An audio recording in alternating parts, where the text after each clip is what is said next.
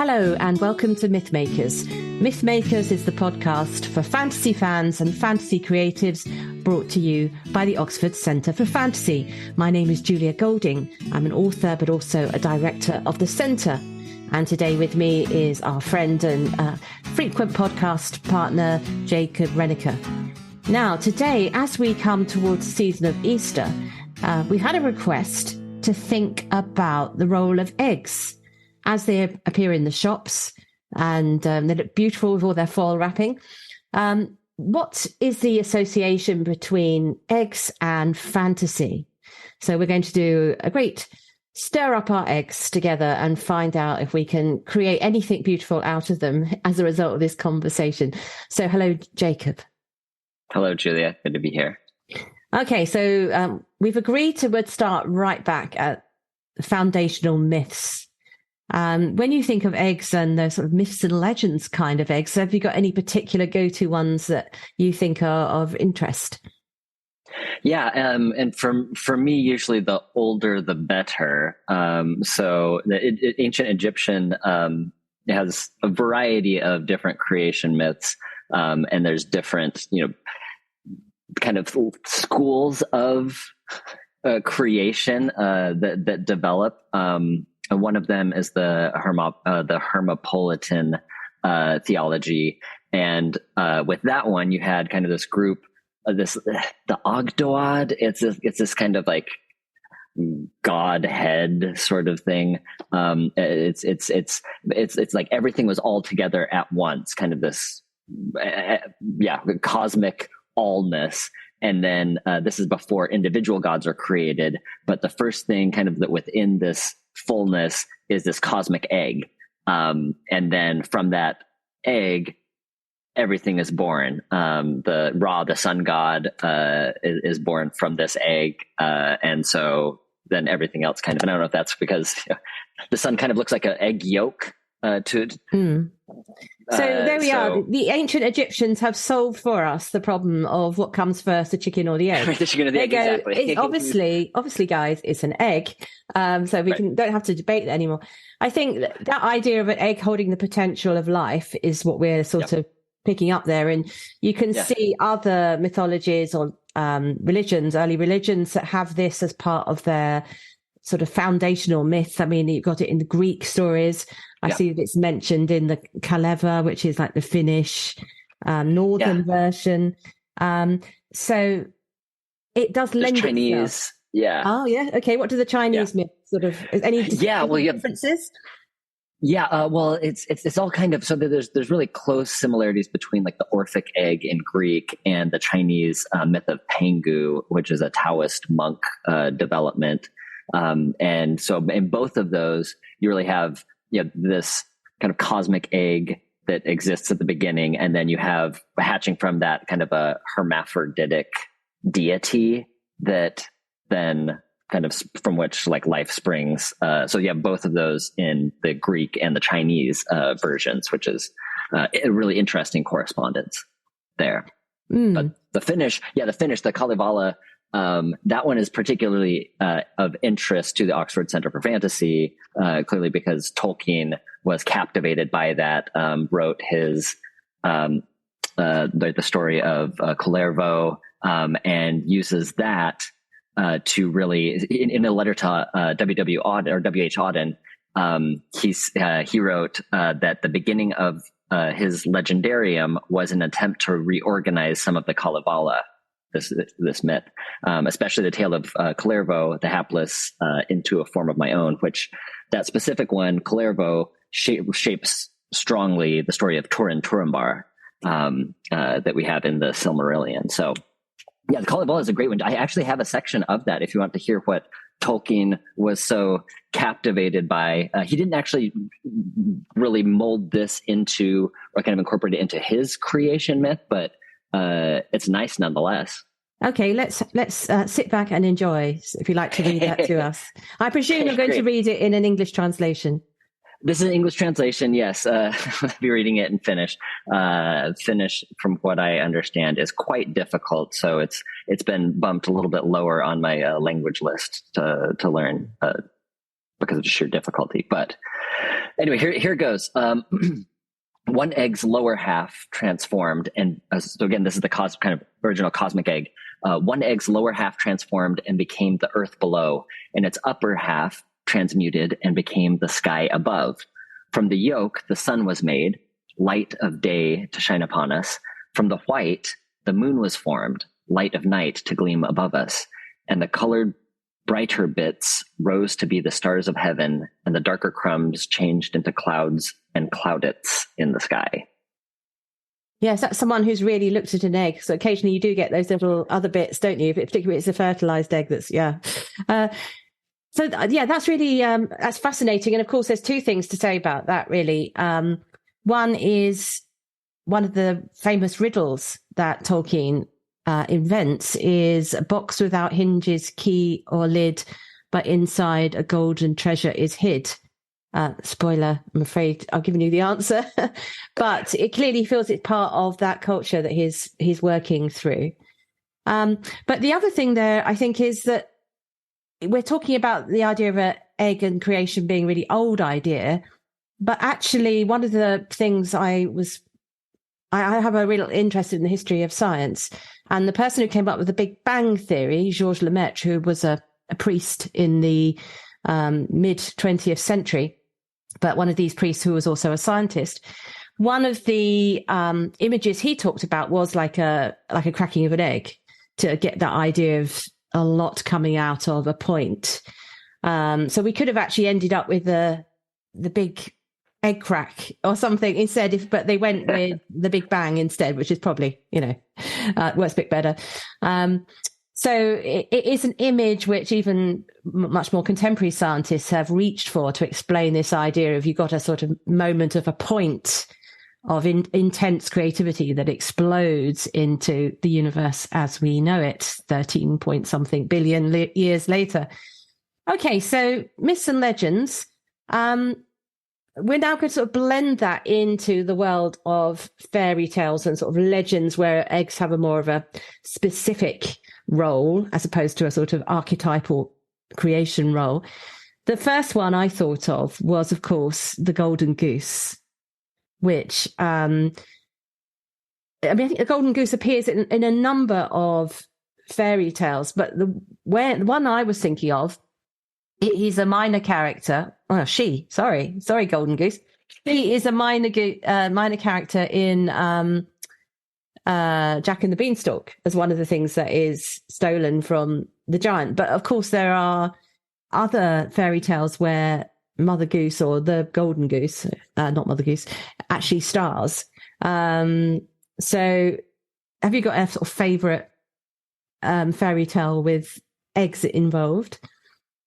That was a good one. I do like Hans Christian Andersen's The Woman with the Eggs. So it's the Aesop's version, at least, of the goose with the golden egg, kind of like explicitly as the futility of greed, right? So the goose is laying these eggs, instead of just like waiting for the natural process of eggs to develop, then person cuts it open and then tries to get the eggs, but in doing so ruins the mechanism for producing this goodness. So it's, the kind of futility of greed. How it comes across in The Woman with the Eggs in Hans Christian Andersen is, there's a woman who has this I can't remember if it's a duck, it's a chicken, some sort of creature, avian creatures, laying eggs, and they're particularly good eggs. And she lays all of these different eggs, and she's taking them. The story takes place essentially in this woman's mind as she's going to the market. So she has these eggs, she's balancing them on her head, and she's thinking about, how am I going to, I want to invest this. Okay, so if I sell all of these, do I trade? So do I take some of that? Do I take the money back home, or do I invest in more chickens? And can I get more? And then once I get more chickens and more eggs, then can I kind of trade up and get a farm? And then can I get a castle? And then maybe could I get a prince to be interested in me? And then could I have all of those riches? And so she's kind of thinking more and more grandiose ideas of what she can do with this basket essentially of eggs on her head. And she's so enthralled with what could be that she trips and dashes the eggs on the ground, and so she doesn't have any eggs to deal with. So it's not quite. It's kind of dealing with greed in a different sense, kind of, because it's don't count your chickens before they're hatched. Right, I mean, that's the adage, isn't it? Which right, I think So all investors of cryptocurrency, or any investments, in fact, because stocks go up, go down as well as up. It has that sort of, it should be the foundational myth of every stock exchange around the world. Everyone should read this before they're allowed to invest. Right. So have you got any other fairy tales before we move on to a sort of more long form stories? No, those are the ones that kind of, I don't want to say sprung, I guess hatched immediately to mind, was Aesop and Hans Christian Andersen. This is obviously a podcast where there's going to be terrible puns all the way through. It lends itself. But if you're listening and you thought, oh, obviously, why didn't you mention such and such? Do let us know, because we like to actually hear from you when we do our little chats. So going on to fantasy stories, I was suggesting we take them chronologically. The first most famous egg, arguably, is Humpty Dumpty, he of All the King's Horses and All the King's Men, who, of course, appears in the Alice in Wonderland stories. I think is he in Alice Through the Looking Glass? Yeah, Through the Looking Glass. Yeah. He appears in that one, which suggests he was already a figure from nursery rhymes, I think. I mean, sometimes you're not quite sure where Alice comes first up. I think he was already well known. And in a wonderful illustration, of course, with him sitting up on a wall. And I think there you've got this playfulness of the nursery rhyme world. And of course, the key thing about that is, in a very gentle way, teaching kids that you can't mend things that are broke. If you break your toy, All the King's Horses and All the King's Men couldn't put Humpty together again. I'm sure many a parent has used that little rhyme when, I know, something's been dropped on the floor, the ice cream's fallen off the cone, and to make a child laugh. And there is an element of that as a gentle sort of message that these things are delicate, So that's what I take from the Humpty character. And of course, he's not the world's brightest soul.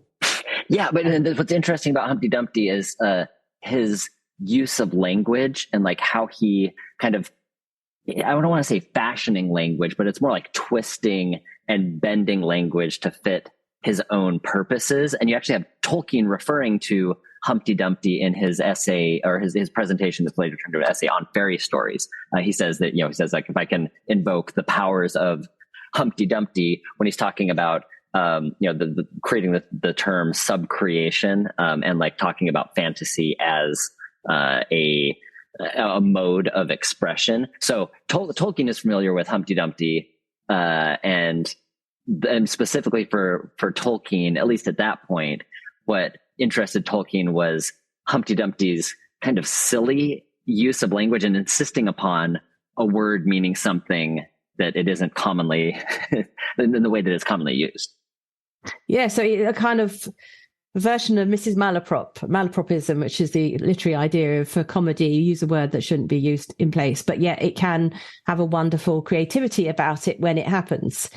And of course, Tolkien was a reader of bedtime nursery tales, so he knew all of this from his own parenthood.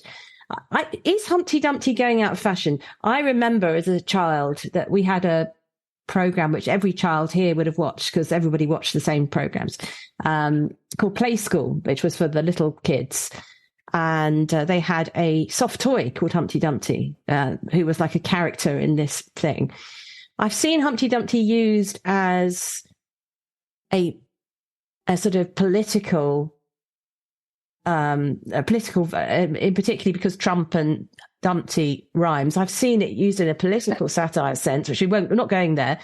But although it would be quite interesting, because what they're picking up on is ideas of fragility and things, isn't it? So it lends itself to satire. But I don't know. Are people using children's rhymes as much at home? You've got a younger family than me, and mine are all grown up. Does he make the cut these days? Yes, he does. He does, simply because he's part of we have a book that has stitched nursery rhymes. So picture somebody's done this just marvelous depiction of different nursery rhymes, and Humpty Dumpty is one of them. And so, I know it was part of a rhyme that they used in one of his swim classes. They used Humpty Dumpty. So it's beyond just the walls of my home. And I know there's a fairly recent children's book, kind of a picture book called After the Fall, kind of a story about resilience. So it's about the putting together. So kind of challenging the traditional, right, that you're shattered. Yeah. So it's kind of dealing with trauma, like what happens after things have broken. How do you move forward? So, nice. Yeah, you have to be a bit hard boiled in life. Yeah, right. Another terrible pun. That's good. Good. Okay, so moving on from the world of Alice in Wonderland, where do we go next? Well, have you got one that you'd like to lob in at this point? Yeah, at this point, Ozma of Oz. So from kind of the Wizard of Oz, the Oz series, and in that particular tale, you have Dorothy and friends being turned into ornaments by an evil gnome king, as evil gnome kings are wont to do. Yeah. And they're trying to rescue the royal family of Oz.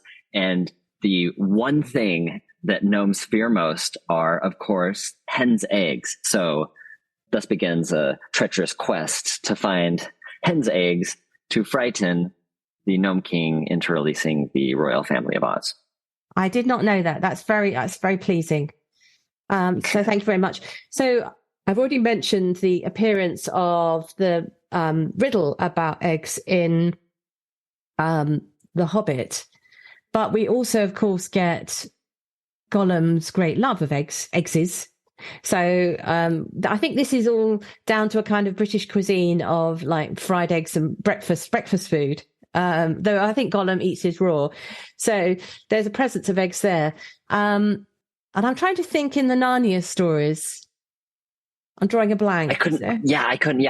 I was racking my brain as well for Narnia references to eggs, and I couldn't think of any unless it was for breakfast purposes. There's probably something in the Voyage of the Dawn Treader. You feel that one of those little... Anyway, again, this is a chance for those of you listening who can catch us out to write in and say, you missed the most obvious thing going, guys, So one area where I did think about eggs in relation to fantasy stories are more recent ones. So there's a Harry Potter one and there's an Eragon one. So let's take the Harry Potter one, because I think they came out more or less, maybe Harry Potter started first. Yeah. So in Harry Potter, of course, you've got the idea of one of the quests in the sort of Olympics they have in Harry Potter and the Goblet of Fire is to seek the golden egg, which you have to go underwater to get. And then Harry has to work out how to hear the message inside the egg. And I think actually this use of egg is different from many of the others, because it feels more like a Fabergé egg, like from the world of Fabergé eggs appear in detective stories about the Russian court and things like that, as a desirable item that's been handicrafted to be particularly valuable. I feel that that egg feels from that tradition more than cause it's not a real, like, not going to crack into anything else. It's not an animal egg. But I do like that image of, you have to, again, I'm sure everybody's read it by now. You have to listen to this egg within the element in which it is spawned in order to unlock the puzzle. And that seems a particularly pleasing way of sort of dealing with how do you make this egg into a part of your clues that you're gathering. Yeah. And just in case there are Wizarding World enthusiasts who will be up at arms, they initially retrieved the golden eggs from the dragon's nest.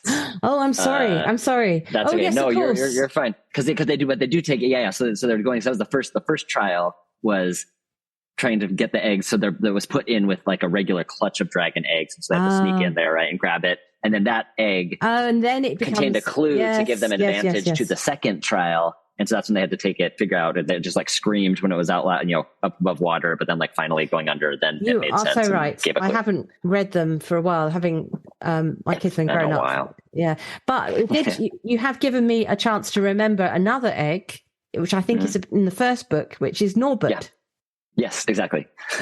Because this is where we get into a rich strain of dragon eggs here. Yes, dragon eggs, and he's also Hagrid has a particular soft spot for animal eggs because he also Aragog eggs. So like it's creatures of any kind. Hagrid recognizes eggs as being something that's vulnerable and worthy of protecting and preserving and nurturing, because that's kind of at the core of his nature. And so so lots of eggs for Hagrid, Norbert in particular, right? In the first book. Yeah, and I think this is where we get that thing about Hagrid having a sort of, I suppose, traditionally maternal role of, I don't know, I think in the animal kingdom, both male and female birds will incubate the eggs, but the idea that you have to protect it makes him it gives him that softer side. And of course, he's completely oblivious to the danger of the creatures he's hatching, which is very fun. So Eragon, I'm afraid I have to admit, I think I've only read the first Eragon novel in the trilogy, so I don't know if it goes on. But I do remember vividly the excitement of finding an egg, the boy finding an egg, and that being the start to adventure. And it does seem like a classic quest trope that you find something of potential, which would then launch you into a whole series of other adventures. Are you an Eragon fan? Is it something that you read? No, it's not something that I really got into. But I understand, from what I understand, I mean, it's more or less the similar vein as what happens in Game of Thrones, where you have your long dormant, right? Those final kind of 3 eggs that then ultimately hatch and kind of introduce a new era to a world. So I'd say that Game of Thrones, and to compare Eragon to Game of Thrones, I don't necessarily recommend that, both for younger audiences to read or for bedtime stories. I think Eragon's okay, isn't it? I mean, it's kind of yeah. It's YA or that one is. Yeah, I just don't know if I would. I don't want anybody to get the impression that you're not here. If your child loved Eragon, or if they liked Eragon, they'll love Game of Thrones. I don't want to make sure that they might, but that's up to you as a parent on when exactly you introduce. Right? Yes, 1 or 2 years. Right. See, my children was kind of young they're just becoming adult at the time Game of Thrones was on, and I remember them trying to steer me away from watching it because they thought, it's too tough for mum. It's not my cup of tea anyway, but so it went the other way around in our household. So what we haven't seen whilst we've been talking is any association between rabbits and eggs. Now, I am under the impression, going to the Easter theme, that this is something that started in America, because I've seen that thing on where the president appears with the Easter bunny, and it may come from another folklore that's been imported into America. I don't know. Yes. But would you like to know? I just want to put it out there that it is one of the weirdest of our traditions. Okay, where's it come from? Explain. So there's a fantastic article on this by the American Library of Congress, which is kind of like the national repository for American books and other world books. And so this historian there goes through a really deep kind of examination of American folklore and tracing it back where exactly it came from. So according to our historian friend, it's coming initially from a reference from the Venerable Bede. So coming from the UK. up north in the UK. Right, yeah. So and so Bede, this is the only reference to Ostra, a kind of Anglo-Saxon goddess. And so this goddess isn't referenced, isn't documented in any non-Christian sources. This reference by Bede, right, a Christian, is the only reference to this, talking about this particular goddess, and then that's kind of picked up on by Jakob Grimm, when the Grimm brothers Grimm are putting together, they're compiling their folk tales, linguistics of the German country. And so in their book in 1835, the German mythology. So Bede is about 700-ish AD CE. And then, so this is, 1,000, almost 1,000, a little more than 1,000 years later, the Grimm brothers actually proposed that Ostra, that has one reference from the Venerable Bede, must have been a local, a British kind of localized version of a more widespread Germanic goddess named Ostra. And it's related to the word east, right? Yeah. Okay. But it's difficult to say if there was, how broadly that goddess Ostra was in German myth. Largely, they're picking up on it, but there aren't real good records of it being widely spread. So we don't know if it's just kind of a further taking one reference, obscure reference, to a possible goddess, Anglo-Saxon goddess, tying it to broader Anglo-Saxon culture and trying to find connections. And so here's where it kind of comes in into American tradition is 1874. You have this one's actually a German tradition then that's kind of building off of the Brothers Grimm. This 1874 work is another book on German mythology, who examines the tradition of the Easter hare, Hare, and that's so this author, Adolf Holtzmann, actually proposes a connection between the Easter hare and the Ostra goddess mythologically. So that's what's happening over in Germany.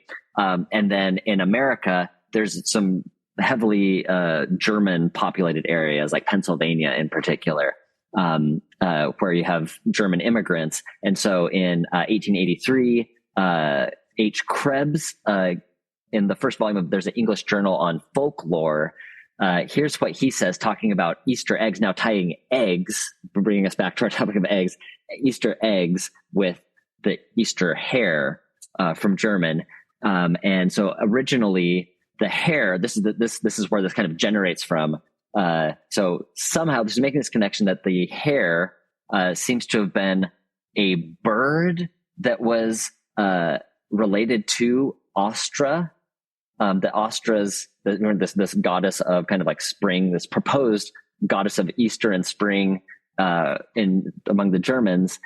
It's claimed that she has bird emissaries, and that there's a tradition that one of her birds, this goddess, transformed into a quadruped, right, four-legged animal, and for this reason that the hare, in grateful recollection of its former quality as a bird and swift messenger of the spring goddess, is able to lay eggs on her festival at Easter time. So that's where you get rabbits and eggs. Is a stretch this there, kind of proposed, this proposed connection to, like, this is like the game of telephone, but somebody, like three people, like 2 or 3 people down the line have had a little too much to drink, right? And then there's kind of like, maybe I thought somebody said something like this. It must have been something greater like this. And then it kind of develops and snowballs, and then anything's fair game apparently at this point. And then rabbits are laying eggs. There's an Easter goddess. And now you can purchase colorful eggs and spend your hard-earned money buying chocolates and whatnot to appease your children who will be demanding it from you. Yeah, I mean, obviously it gets taken over by the powers of marketing and commerce at some point to end up as a bunny, and everybody has to buy them. But I think, there's a more basic connection, which perhaps explains the link, which is we are the pagans, or the Easter festival, as opposed to the Christian one, which was chosen to fall at this point because it's the turning point of the year. You can see why it's, but there's the fecundity idea. So rabbits lay a lot of little bunnies. And at this time of year, the birds are laying a lot of eggs in the Northern Hemisphere. So let's put those together, and you give the rabbit the job of going around collecting the eggs. So you can sort of see that. And it's, Okay. Even to this day, adult children in my household insist that we do an Easter egg hunt in the garden with a basket. They don't put rabbit ears on or anything like that. It's the actual finding of the eggs, which is the tradition here. And of course, you then get, 3 months later, you find some of them have been forgotten when you're digging in the garden. So it has I think it's almost got bigger over here than it used to be, because when I was little, it was much more about you got one Easter egg at Easter, whereas now it's you got to go on hunts. Lots of stately homes around the country do like big Easter egg hunts in big, massive estates. Right. So it has got, as many festivals have. It's grown. I don't know if that's like folkloric or mythological inflation, right? Well, commercial, right? Anytime the money's involved, like it's always going to cost more. It's going to balloon. You're going to have to buy more. And I think that actually ties into some of the like broader themes that we see that you mentioned earlier about like what do eggs represent? And I know like with some people, friends that I had, their parents put actually money in the eggs or like candy in those plastic eggs, right? So it's finding the treasures that are inside the eggs. And so when you're looking at eggs, it seems like you didn't know what was actually going to be in it. If it was a candy, what type of candy? Was it going to be the candy that you actually liked, or is it going to be one that you're going to have to, con your younger sister into trading you for, to get the actual good one, right? But this idea of like potential, there's new life that you mentioned there, kind of the correlation between springtime, abundance, fecundity, like you said. But this idea within the egg of potential that we saw at the beginning of our discussion here with the myths, right? So everything in the world being involved, being kind of compounded, compacted into something so small that then can develop. And I had something with C.S. Lewis use this imagery in, I thought, a really moving way of an egg, kind of a silly way, but also a moving way in Mere Christianity, when he's talking about kind of personal transformation and development, this idea of potential, right? Is it okay if I read little let's have a bit of C.S. Lewis. All right. So he says, we can only, and we're again referring to personal transformation, permanent kind of positive forward movement into something more and bigger than yourself. He says, we can only do it for moments at first. It is hard, but the sort of compromise we're all hankering after is harder. In fact, it is impossible. It may be hard for an egg to turn into a bird. It would be a jolly sight harder for it to learn to fly while remaining an egg. We are like eggs at present, and you cannot go on indefinitely being just an ordinary, decent egg. We must be hatched or go bad. Yeah, so there's what that actually is picking up on, which I'm sure you'll know, Jacob, but there was this phrase around when he was at school of being a good egg. You'd say of somebody, they're a good egg, like they're a sound chap.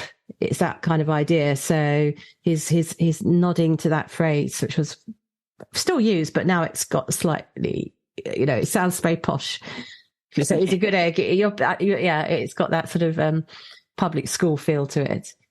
I was reflecting on this because I've written a lot of books, and I was thinking, when have I used eggs myself? And I've used them in two ways in fantasy. One is the dragon egg potential. So my first series of fantasy books was called The Companions Quartet. And in the second one of those, two of the dragons are having a clutch of eggs. And when they hatch, one of my main characters is connected or paired up with a golden dragon. The idea. So that's like the idea of who becomes her lifelong friend and living beyond her life, because obviously dragons have, long lifespans. So I've used that and the idea of that incredible gift that you get, a dragon's egg.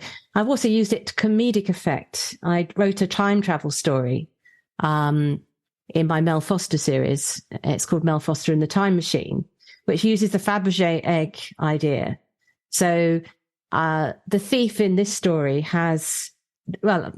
stand back a little bit. H.G. Wells is the time traveler.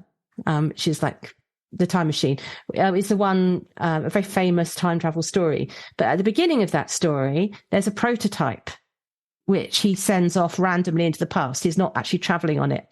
And I was thinking, where does that go? So my characters find this prototype. And the thief is using it to steal items and leaving behind in their place, as a sort of mockery, I was here, a piece of fruit. So he steals the biggest diamond on the Queen Victoria's crown and puts an orange there. And he goes and steals a Fabergé egg in the Tsarist court, and he leaves a pineapple. And so on. So I use that idea of the Fabergé egg being the thing that if you're a gentleman thief, you'd want to steal. So I had, unbeknown to myself, been linking into this tradition, of that you've, already seen, goes all the way through myths and legends. So just to wrap up our discussion as we head towards Easter, we need to think now in our little game of where in all the fantasy worlds is the best place for something. I wonder where in all the fantasy worlds is the best place to be actually hatched from an egg.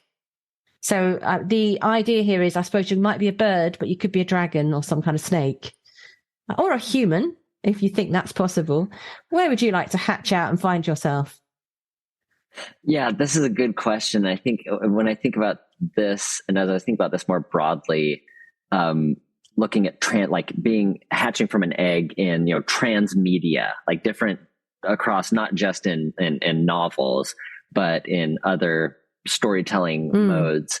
And I mean, you have Pokemon Go, right, where you're with your phone trying to catch, gather eggs, collect them, nurture them, and hatch them. I don't know that I don't think I would want to allow myself to have leave my fate up to somebody with a cell phone. Probably not Pokemon Go, but perhaps something more. I was thinking Jim Henson's fantasy world of Sesame Street. So we have these creatures, right? So I think I would consider that a fantastic word, where you have monsters, talking animals of different sorts that live side by side with humans. And so Big Bird, one of my favorite kind of almost like personal totems, identifying with growing up. So the giant, enormous bird who hatches and has his own nest there on the street and interacts with other children and adults. So just like the world of Jim Henson, this accepting, understanding, not afraid to shy away from. They're not shying away from the difficulties of life, of emotions, right? Of loss even. But it's just kind of like a neighborhood, a community where people want to understand, sometimes don't, but ultimately they try. And then everybody kind of together comes through on the other side stronger as a community. So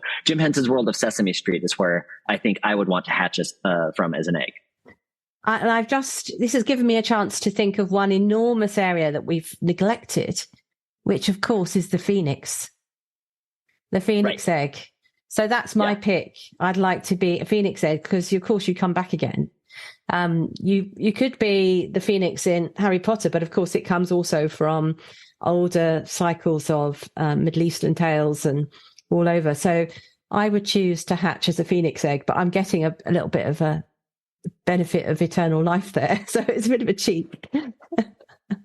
But let's do a nod to the phoenix, which I think is probably worth a program all of its own. Well, yes. And actually along those lines, for my tip for this round is actually it's a book that has this gorgeous illustration. It's on the cover, actually, of the phoenix. This is Jim Kay's depiction of a phoenix from his illustrated Harry Potter book. So this is Harry Potter: A History of Magic.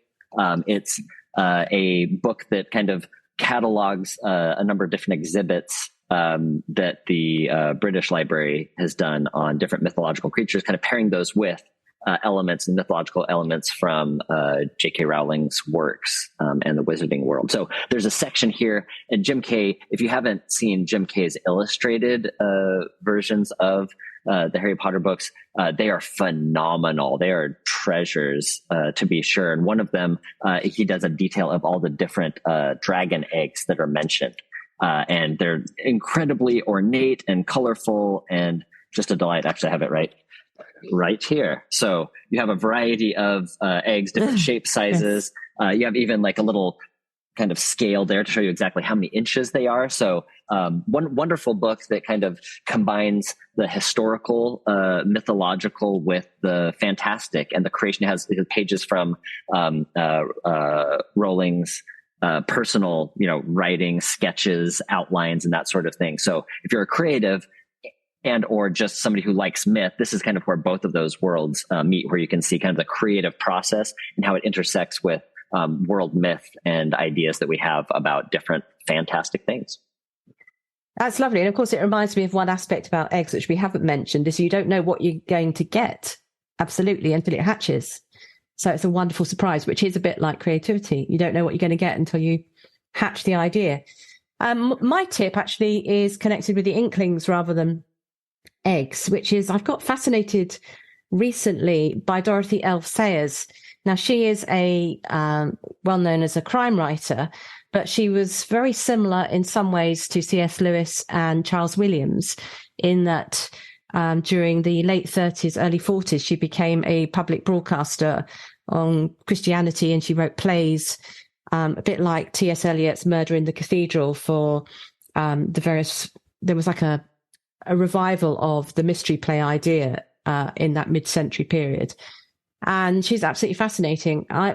She's one of the figures I've actually managed not to read until recently, but I'm finding her absolutely fascinating and enjoying reading my way through the Lord Peter Wimsey opus, which he starts off being a bit of a twit, upper class twit, kind of that figure.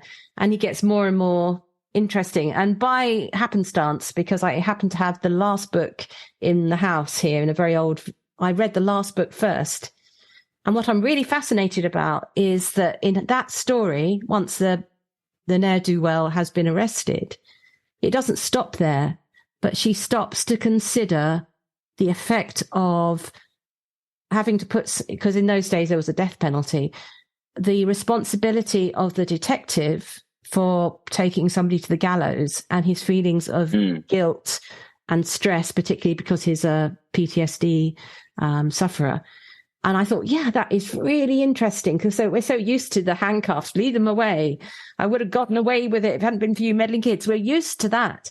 But actually to keep the story running and saying, what happens next was fascinating. So that's interesting. With Sayers, have you read her book, Mind of the Maker? It's coming in the post. Fantastic. I've read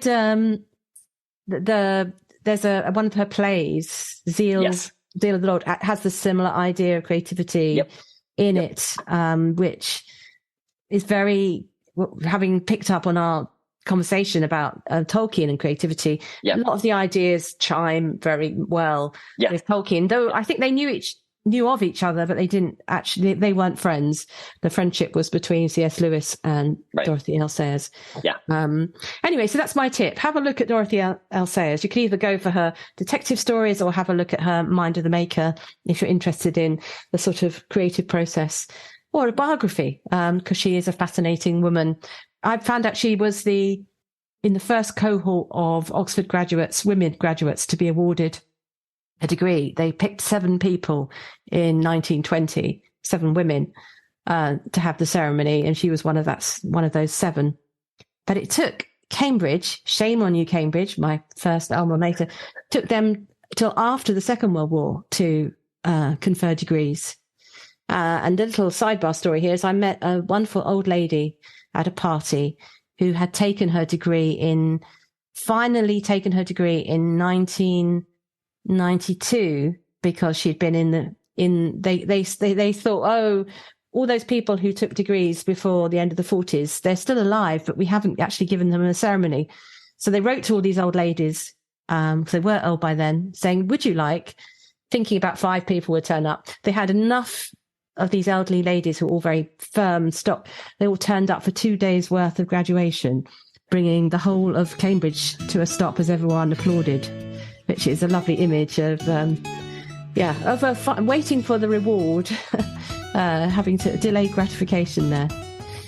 Anyway, so thank you very much, Jacob, for discussing the theme of eggs. So I hope everyone enjoys. If you get an Easter egg, hope you enjoy it, or your Easter egg hunt, or your Easter bunny, even if that's your thing.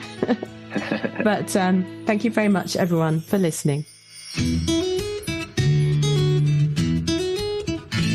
Thanks for listening to Mythmakers Podcast, brought to you by the Oxford Centre for Fantasy.